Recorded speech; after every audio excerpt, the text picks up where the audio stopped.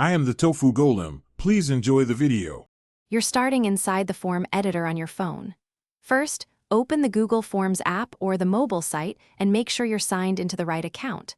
Once the form loads, scroll until you see the section header block. Sections look like separate titled panels. Tap that panel to select it. Make sure you're in edit mode rather than preview so the section controls appear.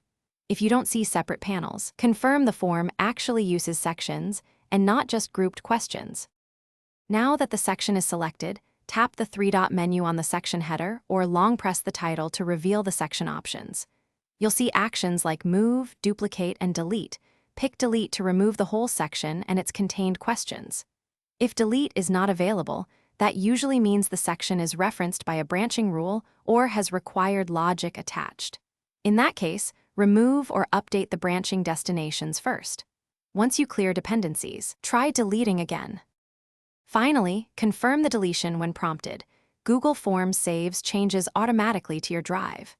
After deletion, scroll the form to ensure no orphaned questions or broken navigation remain. Manually delete any leftover questions and adjust section redirects inside question settings. If something goes wrong, undo immediately with the undo button or revert in version history from the desktop. As a safe fallback, duplicate the form and attempt the deletion on the copy, so you preserve the original while troubleshooting. Thanks for watching. Consider subscribing if we helped you today.